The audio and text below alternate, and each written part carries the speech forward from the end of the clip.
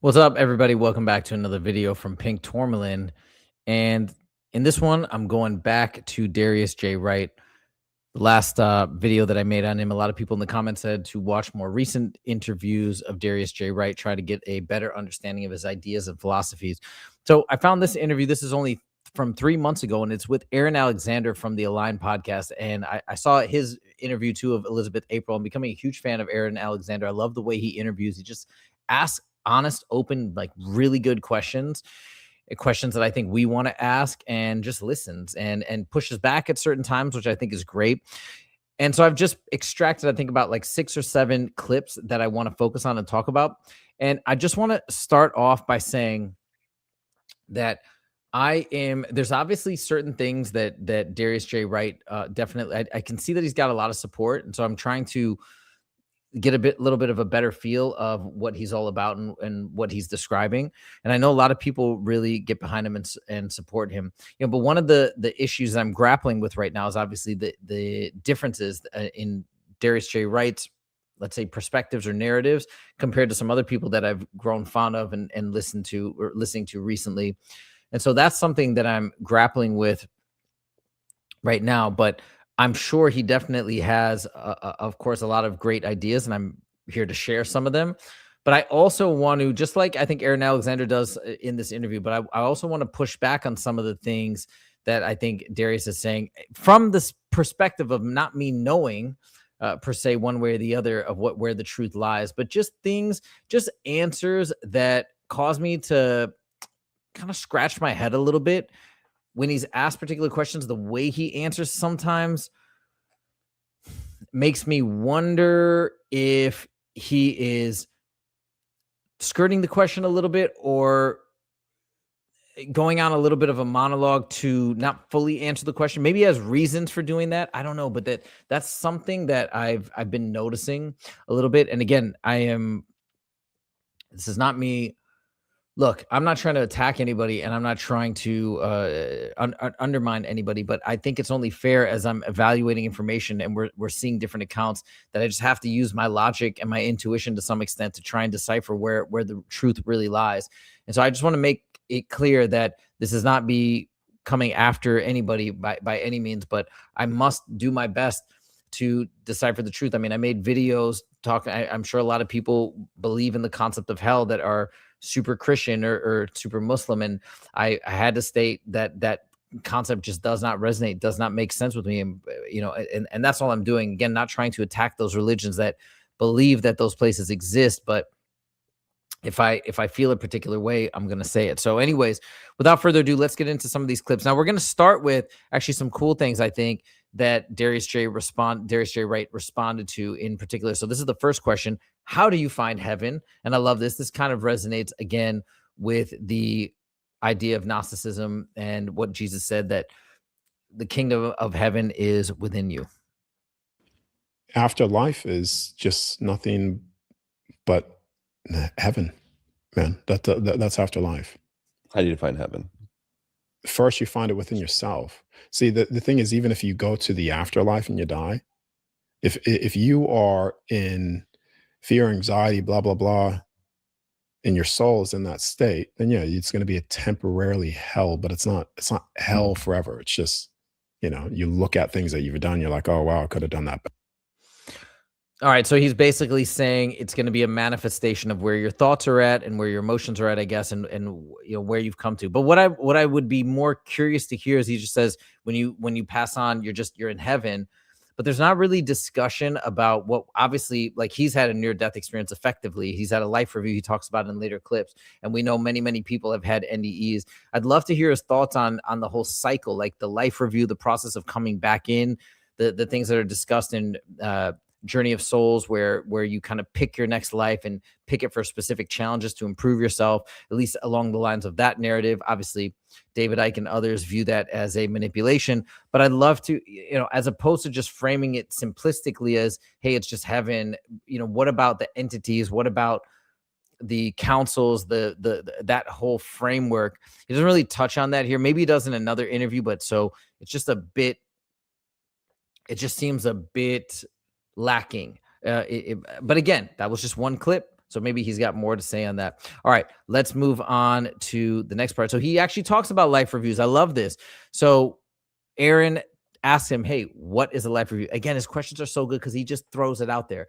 He doesn't say, hey, I got a question. What's a life review? Because we heard a lot of things, and some people say it's this, some people say it's that. Like, is it about, you know how sometimes people complicate the question, and then the interviewee doesn't even know where to begin. You've asked 3 or 4 compound questions. Nah, Aaron doesn't do that. And that's another thing that's really great. He just says, what is a life review? Let's it hang out there until Darius responds. Check this out. Better or whatever. What is a life review? Do you get like your life flashes before your eyes thing? It's not necessarily, well, yes, it's your life flashes before your eyes, but it's more of you're showing things within your life that stand out of where you showed love and where you didn't show love. That's what stands out through my experience and also through everybody else's too. Even people, I mean, there's 83 testimonies that I have now. So I can't even keep track of them anymore. But they come in and it's all the same thing. It's like, yep, seen this, seen that. So people even in the out of body get a life review as well, because it's a controlled process of leaving, and there is also a point of no return. So there's a disclaimer there too, and I'm not going to go too much into that because when I go too much into that, it leads into suicidal things with people in that state, and that's not part of my thing at all. And I've heard this too. If you guys have had any history of researching NDEs, they all say the same thing. It's more or less that you're shown the things where you've made people feel great happiness, and you feel those emotions. You show people, you're shown events that you've caused people suffering, and you feel that pain that you've caused them. But again, I think he does a good job. And again, he answered the question directly, no problem. But what I'd love to know is a little bit more detail about why, because we're given the New Age spirituality narrative of, well, it's a process of review and understanding and recalibration so you can understand what you need to work on in subsequent lives as you choose your next body in life to reincarnate into. And then we've also heard for the other perspective that it's a big manipulation, that it's made to make you feel guilty, that you need to keep reincarnating so you stay within the system. But what is, because Darius doesn't really acknowledge this reincarnation trap. He said another thing: you're trapped if you think you're trapped. If you don't think you're trapped, you won't be trapped. It's kind of like that. It's a product of your mind. What will happen will be manifested from your own thoughts. But so if that's the case, then what is the purpose of the life review? Is it to have you think certain things? I'm kind of left hanging here, wondering in his framework, from what he understands, what is the purpose of it? Because he talks a lot about this idea. Basically, I think one of the main points that he champions all the time is just act with love, with pure love. That's the ultimate source. That's who we are. We want to just return to love. And so what is the point then? Does watching the life review help us learn to be more loving and learn to act with love first in a easier fashion? You know, what ultimately, what's the purpose? So anyways, he wasn't asked this, so you can't, but I would love to know his answer in a little bit more detail on that front. Okay, moving on. We got another great excerpt here. This is a big one. This is important. What is the function of the amnesia that we have in each and every life, right? It's talked about by David Icke saying, and the other remote viewers saying that your memory is purposefully erased by some contraption, a magnetic field, an electric field with like super high voltage. We've heard that discussed and described. Then I think in other people just think, well, this is part of what you sign up for. You sign up to come here with this amnesia so that you can fully experience and learn and grow. But it's a really interesting thing that if we have these infinite length of lives and we technically do have access to all these memories, if we are trying to learn and grow, right? A lot of people said this in the comments, why the memory wipe? It doesn't make sense. If anything, it seems to stifle your learning. And you could push back on that though too, because maybe it's a different type of learning as opposed to like informational learning. It's more experiential learning, and maybe that's amplified when you do forget a lot of your identity and all the other things that you've accumulated throughout your existence. I don't know. Anyways, it's a wild subject, and it's for your benefit or it's for your detriment, kind of is the way that it feels like it's being framed. But here he is. He's asked that question: what's the function of the amnesia? And here's his response. What's the function of people having some level of amnesia, of like forgetting their origin? To experience that which you are not gives you a certain perceptional wisdom that would have never been birthed unless it was experienced. Sure, it's like contrast and duality. Yeah. It's like you understand white because black exists. Okay. Yeah. There you go. And that's it. Understand, you get a certain sense of perceptual wisdom by becoming what you are not. Like I could see that. That's one of the things I couldn't really put it into words, but it's going into some state, I guess, in opposition to what you naturally are. Maybe naturally you have access to all this information, and by doing that you gain some extra type of wisdom. The analogy that I often thought of, before learning about David Icke and all these other theories that this is a giant manipulation, was it's sort of akin to playing a game of chess. You go into a game of chess or a game of basketball, even, let's say, and you limit what you can do. You have these self-imposed limitations placed upon you. You can't go out of bounds. You have to bounce the ball as you walk, right? Normal life, you can walk around as freely as you like. And by placing these particular limitations on yourself and then making you play the game, you're then forced into these difficult and challenging situations. And then you have to be creative and learn within these rule sets about how to survive and achieve and then ultimately win. And it's through that process that you grow and you develop. And this is why we want, our kids to play sports, why we want to play sports, because it's this, not, I don't want to say pressure cooker exactly, that word is popping in my head, but not exactly a pressure cooker.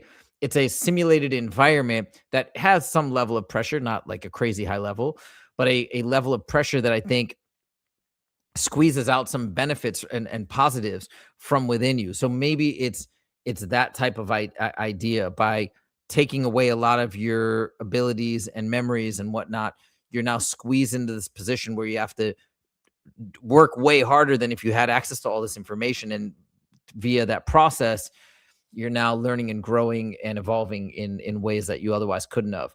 My pushback on that, though, is the amnesia is not doesn't seem to be a perfect system.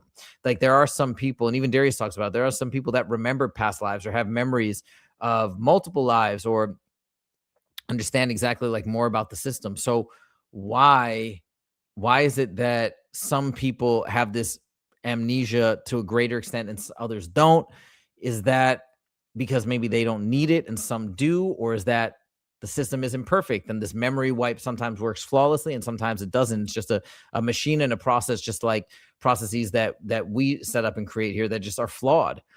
And some people, the memory wipe doesn't work as well. And so, you know what I mean? It could go either way. It could go either way. All right. Well, anyways, but that's his explanation of the amnesia. More or less, it's for our benefit. Now he asks, how do we start remembering ourselves, right? If we've forgotten and we've intentionally forgotten, is that a purpose then of this life? We're intentionally forgetting to squeeze more out of this life and this experience. But then if we want to go about remembering, how do we do that? Here's his answer. I'm going to start remembering today. What people have forgotten is to live in love and joy all the time. That's it. And it's distracted by, or it's diminished by fear, loss of. So I could answer this so many other ways, but I'm trying to get to the core, the root of it, that like just fizzles every other question out.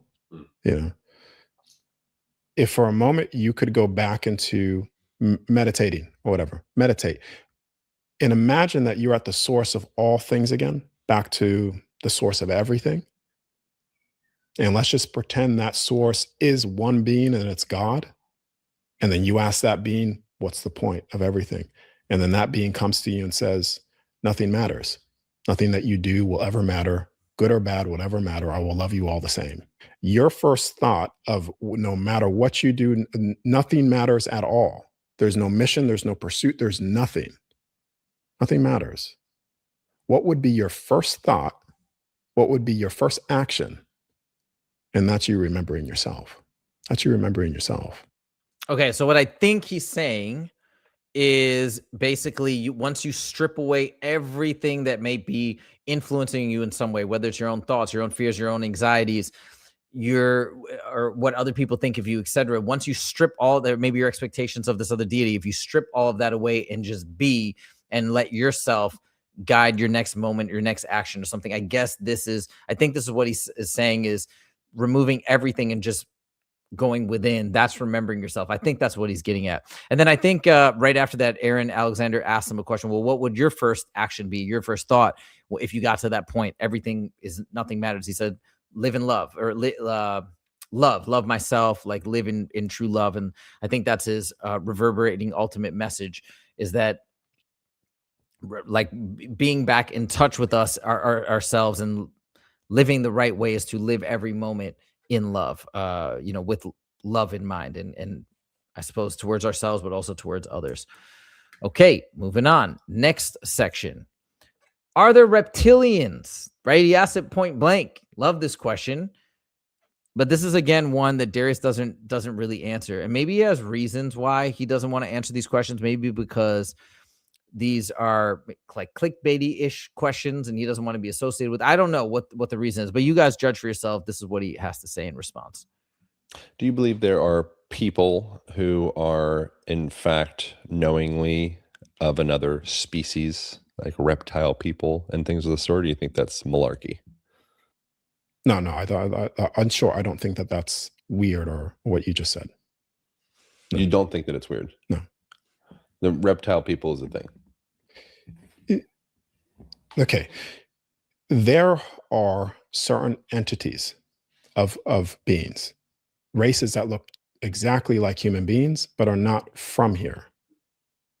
And these races of beings, in short, are actually from, I would just call them the heavens above, or the realms above. So again, I just want to pause it real quick before I start to play it. Like, I don't know why he does that. He'll do this at a couple of other points in the interview as well, in a couple of these later clips. But he asked him specifically about the reptilians, and then he just like shifted the question to say, "Hey, there's other people that look just like us from other realms that come here," and like never really answered the question. I don't know why. I'm not sure. Does he not want to be boxed into a corner of saying, "Hey, yes, I agree, there are reptilians, and this is what they're doing," right? Like we hear Elizabeth April or other folks saying, and David Icke, obviously, and many other people saying, "Yeah, well, clearly they're the ones that are running the control system. They have bases underground." Like, and he's had so many OBEs. So is he seeing something different than what Elizabeth's seeing, or does he not want to talk about it for a particular reason, just because he doesn't want to be associated with the lore of the reptilians? Like, why? I just wish, like, that part, that like just gives me a weird feeling. Tell me if you guys agree or not. Like, why? It's like a political dodge, right? Like it just feels like that. Again, let me caveat that with maybe he has his reasons. There's reasons why he doesn't want to answer it. It's not just a skirting of the question. But let me know if that gives you that same like eerie feeling. Like, why answer a question in that way? Or why not just say, I don't know? I'm not sure. That I haven't seen that in my travels, but I know other people have seen it. Perhaps it exists. You know what I mean? Answer just something a little bit more directly, as opposed to this type of answer. But anyways, I'll let this clip play out. Races from above. This is established. This is like proven. I don't understand. There's been leaked information of races that exist, yes, physically. Where? But where certain people that have worked within government agencies, whistleblowers, etc., that have worked there underneath NDAs, non-disclosure agreements, that then that contract has expired, or it hasn't even expired, and then they say certain things, and then the next thing you know, they're dead, or they're discredited. All right, let's flip this. You go back into the lost civilization, or let's just go the pyramids, or even when you go into religious texts where they show craft, there's some images where it shows UFOs or saucers or whatever. These are those beings. Or even inside those pyramids where they show craft or different people that don't look like humans. Some of them do. Some of them are taller. Giants are actually real. This is actually proven as well, that the red-haired giants that they actually shot. I believe it was in Afghanistan, I believe. But it's you can pull that up. Hmm. So there are races of beings here that have always been here, and the ones that are not here are just from the higher planes of existence that come through down into this place. This is why even in the old text they come through. There's you'll hear depictions or drawings. They look more luminous, more light, because they're carrying the higher energies from the higher planes from above down here. They're not necessarily coming through in the physical flesh as we have now. Yeah, I mean, I can believe that. Again, though, the question at the top was, "Are there reptilians?" I'm not like I said, that was the thing that I think was the original question that wasn't exactly answered. Like I said, maybe as reasons, or maybe whatever it may be, but wasn't exactly answered. But I do, yeah, I can get behind that. They're in other realms and other dimensions. We've heard other people say that as well, interdimensional, extra dimensional, whatever, however you describe it. Many other folks have said as much, and yeah, I think a lot of other remote viewers have also talked about this idea that they are existing maybe deep in the oceans or underground, etc., in different bases. So yeah, none of that stuff I really had an issue with. I just didn't know why that question wasn't answered more directly. Okay, who built the pyramids? Love these just blunt, direct questions. Awesome. Whoop. Who created the pyramids and why were they created? There are many different pyramids all around for and aligned to certain stars. What people call also, they can say grid lines, is because those same pyramids acted as multi-dimensional. Um, no, actually, another word for it is just airports. Airports to traverse from this location to this location, and also from this foundation, this heaven that we're in, to the other 12 that are here. Who did that? When do they do that? When do we get to do that? If we do get to do that? I don't. Who did that? We did that. All the people that are dead, people that are here again, incarnated here, and the temporary forgetfulness of that past. We all participated in it. Like, I get that. I get what he's saying. You could say it's a continuum of spiritual energy and that we're inhabiting different bodies. So at some point it's the collective us that was there before and that is there here now. And so we participated in it. But I don't think that was what he was asking. I think he was asking, was it energy or spirits incarnating as humans or as ETs, or was it the reptilians? I think that's what he was asking.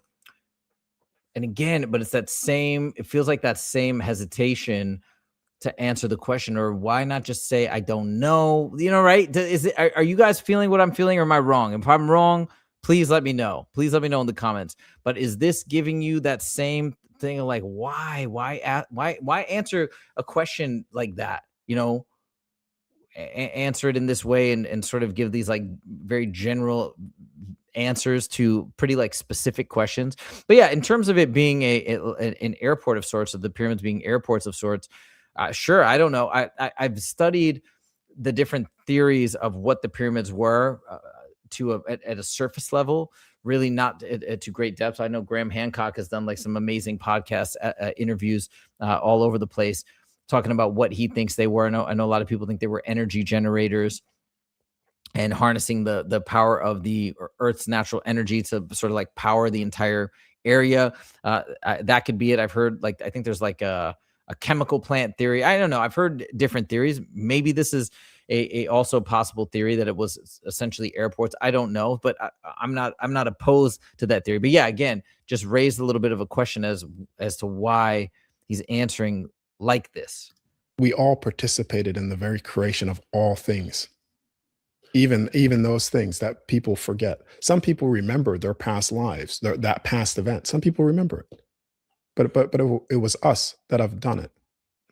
Do you believe that it was Atlanteans that created the pyramids?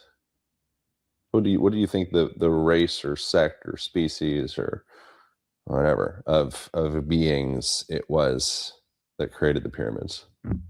And when do you think the pyramids were created? The history that we've been given, even that past event, I'll say, is no longer than the top of the top 2,500 years ago. Okay, again, this actually is in conflict with, I think, what other folks have said. A lot of the people that you would say are maybe on the fringes, the conspiracy theorists, in terms of the construction of the pyramids. But yeah, 2,500 years ago, I'm not sure. And then also, I don't know if he's also lumping the Sphinx into that, but if you look at the records of showing when this potential flood had happened based on the erosion lines on the Sphinx. And again, don't quote me. I'm not an expert on these things, but I know that they date it back to at least the flooding happening around 12 or 13,000 years ago. But that's with the Sphinx in particular. I don't know about the pyramids, but he's saying only 2,500 years ago. That seems really recent. Now, I'm sure maybe he has his reasons as to why, but that definitely is unique. That's unique to what other folks have said. So anyways, just something to point out. All of that past stuff.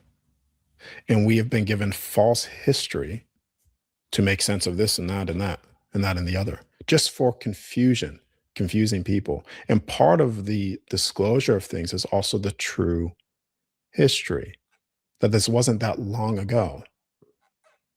You know, what they call biblically the Great Flood wasn't that long ago. When all the entities were here, wasn't that long ago. But we are told that it's forever ago, but it's not. It's very recent. And right now we are still even, the reason why this place is still the way it is because we are living on the remains of that old, let's just say, war right now. Mesas, for instance, mountains, they call them mesas. I believe I'm pronouncing that right. Yeah, Mesa. Whatever. Yeah. Yeah. Those are actually giant chopped down trees, part of laser technology, etc. Why? That's part of the whole what happened here, man. If I had a computer, I could just show you. But when you see the flatness of it, and you see how a tree is, now copy and paste that to that, and you'll see very identical. The thing is, this place was a lot larger. Things were a lot larger here. There was a lot more life here. The oceans weren't as big as what we see today. There was a lot more land masses. Rocks right now. Why aren't they eroded into soil particulate and turned into new organic matter? Okay, fine. They're rocks. I don't understand. Are there like roots? You could turn something into a hard, stony through that time process. Yes, you can. I love the pushback. I love how he does pushback. I don't know. Maybe you could. Maybe you can. I don't know. But I like that he's not like exactly challenging a little bit. But yeah, like this is all the same thing I'm trying to do. I'm trying to be very. I hope you guys can see that I'm trying to be very respectful. But these are things that I'm wondering about as he's talking about these timelines. I haven't really heard anybody else echo, and I'm wondering why. And he feels so certain about it. And the other thing is, like with the Mesas or different things, and like he may be shown a lot of these things, and I get that, and he may have access to things that we can't see via these experiences. But shouldn't we always, whoever's doing this or having these experiences, can't we all have a little bit of wiggle room for, like, maybe I'm seeing something that's, I don't know, say like potentially has been, I'm seeing some alternate reality, or it's potentially being manipulated. Like there could be that possibility, and it sure seems as though it's not, what he's saying is not exactly matching up with what a lot of other, and I'm not saying cookie cutter mainstream, like normie people that are saying, yo, well, what are you talking about? I'm not talking about that. I'm talking about people who are searching for truth, just like the rest of us that have differing experiences. So, but he just seems so certain with these quite unique perspectives. I don't know. Anyways, fascinating talk. Didn't really go into who built the pyramids other than just said it was us. But the rest of it was interesting.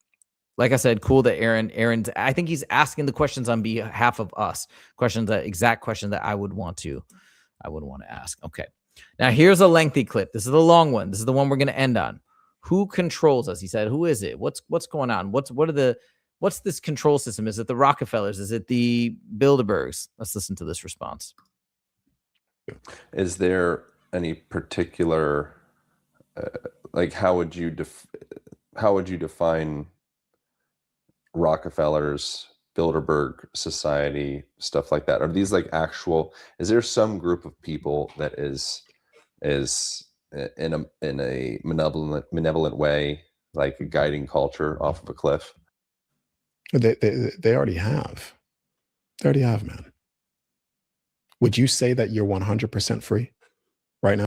And just like again, right? He said, "Is there a group of people that is guiding us off a cliff?" And he's saying they already have. But again, his question was, I think he was talking about who, like the group of people.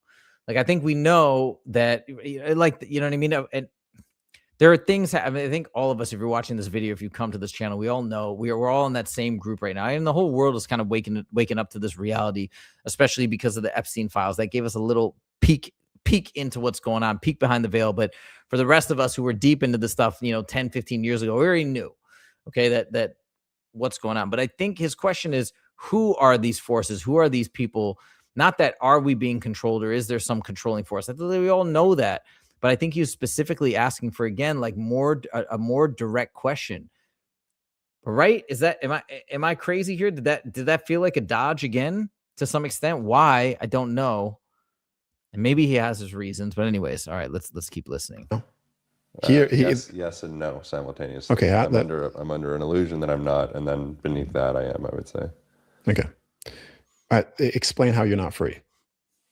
Well, I'm not free just in the ways that I trap myself in my own fears and guilts. And right now, you could be, everybody's free spiritually as a soul. We're free, but that question is derived from just this physical body. This physical body. Where would you say you're free? The physical body is free. Or is there control in your life? I think I kind of stand out as a person that's maybe a little more kind of quote unquote like physically free than like the average. Do you need permission from the government to do something? Kind of, sort of, passports, travels, agreements to like cross borders and stuff. Okay. Control. Taxes. Is that free? Kind of. It depends on the level of corruption happening within the taxes. Like I understand paying some token to, Okay. As long as there is control in any form or fashion of society, you will always put somebody into a form of slavery. Control is here because people fear. They fear loss of, and they're trying to control all these things. And this is what I was trying to tell you before. Freedom comes from love and love alone. That's where it comes from. So every aspect of control in people's life is the very they that they're trying to figure out who is the they. It's the control systems that control and dictate what you can do. You should be able to do anything that you desire, just cause no harm. Okay, I don't know what. Okay, so let's back up for a second, because we have to. There a lot of things just happen. The question was, is it the Bilderbergs or the Rockefellers or whatever? Are they kind of controlling us and walking us off a cliff? And then the response was, well, they already have. And he says, okay. He's like, and then he starts asking kind of these Socratic type questions, like, do you feel you're free? So it went from asking a question about who's potentially controlling us to now, are we free? And I'm still not sure what the point is exactly, because then he goes into saying, well, if you're not truly free because of the control systems, you have to pay taxes, you have to abide by laws, you have to get passports to travel, like you're beholden to something. You're not truly free until you can do essentially whatever you want and you can act in love. But so is he saying that's the goal? And we'll be controlled as long as there's any semblance of a law or rule or societal norm that we're following. But then even if you strip all of that away, which I don't even think, is that the goal of life? Is that what he's saying? I don't really understand. But even if you strip all that away, you can't in this physical realm by the laws of nature act just in pure love because we have to consume, whether we're eating plant matter or animal matter. That's just built into the physical matrix. So that doesn't even seem, and I don't know if that's what Darius is saying, but that doesn't even seem like a viable, reasonable objective to pursue in the physical plane. Maybe in the spiritual realm of the astral plane, that makes more sense. You can act in pure love. But here, just like I said, right, the game of basketball and the game of life, we're beholden to particular rules. And also, even if you stripped away a lot of the like quote unquote government systems that feel very they, them, them versus us. But even if you broke this down to like a microcosm of let's say a tribe that is off the grid, there are just via cooperation, just in terms of optimization, you're going to have certain cultural norms. You're going to have certain group practices, but that's just more to optimize survival and enhance life with this collaboration and cooperation. So is any form of this is he saying is bad, and this leads to you being a slave? Like that doesn't really none of that. Again, I'm a little lost because it doesn't really answer the question that was posed, and I'm not sure what the end point of where he's going with that. You get what I'm saying? Like, do you guys understand what I'm saying? And I hope you do. Let me know again in the comments if you're feeling the same, if you're also a bit perplexed at where this conversation is going or what the broader point is. So yeah, I just wanted to highlight that this is a long segment that I've selected here. There's a lot of points that are a little bit, I don't really resonate with me. That's freedom here. What's the difference between being a 100% slave and a 1% slave? What's the difference? Are you free? Because a part of you is still always a slave. If you're a 1% slave, you're still a slave and bound to something, never accessing your full potential. And that's what they've done. But again, is that so? What is the point? Like, we need ultimate freedom, which I think, like, again, how can you even achieve that? It doesn't make sense by virtue of how the physical universe and life in this body works. That doesn't really make sense. And I do think there's a difference in being 100% slave versus a 1% slave. Like, yeah, in both cases, your potential is not fully reached, but obviously, one, I would imagine a substantial larger amount of your potential is reached. And is it possible to be 100% free? Like, as I mentioned, but I don't think it is within this realm, maybe outside, but just via the laws of nature, unless those can be bent or broken with a certain level of spiritual ascension, maybe. But is that even possible? Is that the point of being in here? And we're talking about you're right. I have so many questions about the narrative that is being described, that just things that maybe, because again, I'm not seeing the full picture, but they just don't seem to add up the way that everything is being framed right now by Darius. That's where I'm at. I'm just speaking my truth. I'm just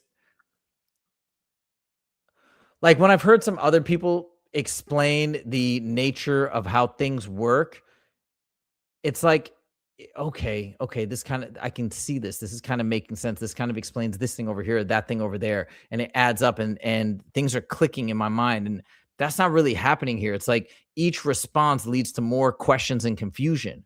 Is that happening to you as well, guys out there? Let me know if I'm alone on this. Even with money, as long as money exists, there will always be people that have and have not. I guess it depends on what you're a slave to. You know, if you're a slave to something you align with, then that wouldn't be so shabby. The whole government systems and things that I was talking about, it's for freedom of people. This is why these systems are falling. That's what I was trying to say to you before. Every form of controlling somebody is not freedom. I agree with that. You can't have ultimate expression of freedom with a limitation. So the very fact that you say, oh, I got to pay my taxes, I got to do this, I got to do that, you're not free at all physically here. But your soul, when you understand what your soul is, you are 100% free. Nothing could ever touch you. Yeah, but I'm electing to be a part of a system where I'm extracting resources and benefits from the house that I did not create. Okay, and I get that. But If they then set up a system to force you into doing those things by first taking away certain things from you, like the Rockefellers that stripped away certain things from individuals and created a system for people where they are forced then to do this or do it this way, then yeah, because it's a forceful act. Because all these were pre-designed to make you think the way that you're thinking. Well, I could see the logic in this. You can only see the logic in that because they pre-designed the very system to make you think that way and see it that way. Because that very pre-designed system wasn't designed from freedom from the very beginning. So see, then I guess my question would be, so maybe what he's saying is in this particular structure, because of the motive behind everything, that the way that things were set up, that it's not freedom, but maybe he would say, okay, but if it is something you truly elect into, like in that example of a tribal system that you're a part of and that you grew up in or something, maybe that would be, yeah, you're abiding by rules and regulations. You don't have pure unadulterated freedom. Obviously you have survival needs and whatnot, but maybe that would be framed differently. That wouldn't be a control system, but right? Maybe that's his point, or that's what he would say. Okay. Oh, I guess is that the end of it? Okay. I think that's the end of that clip. And that's it. I think that's all we got for this one. Hold on. Let me just double check. I thought I had more there, but let me see one more time here. Let's say accidentally. Is there any particular kind of quote unquote like physically free than let me see. Yeah, I think that actually was it. I think that's the end of this. Hold on. There is control. Let me see. It's the very they that they're trying to figure out who is the they. It's the money exists. There will always be people. The whole government system. Yeah, we got all of it. Okay. Anyways, that's it, guys. That's what I wanted to run through today. Another look at Darius J. Wright. I think this might be my last video on him for a little bit. I want to sit and let a lot of this stuff marinate, and then I mentioned some of his other thoughts and ideas in the last video that I made about him. Again, are very unique. And yeah, so I think I might be focusing on some other folks for the next foreseeable future in terms of like where I'm going to try and get more information as I continue this quest. And maybe I'll take another look back at him at another point. But yeah, thought this was an interesting interview. Did learn a little bit more about him. Like I said, I have some questions about a lot more questions about his exact framework of how everything fits together. I think some questions were answered. Some definitely were left open.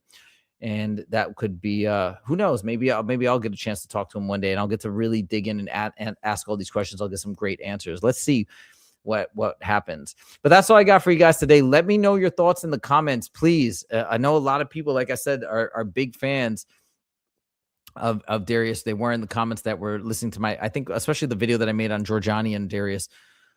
So if you have more thoughts or more insights into his ideas or some of the other things that he's talked about, and you're a big fan, please give me some, respond to some of the questions that I posed in this video. Give me your thoughts. Give me more resources if you have them, and we can take it from there. I'd love to hear it. But like I said, I think now I'll probably be focusing on some different topics for the foreseeable future, and then maybe I'll pivot back at some point. That's all I got. Thank you guys so much for joining, and we'll see you in the next one. Take it easy.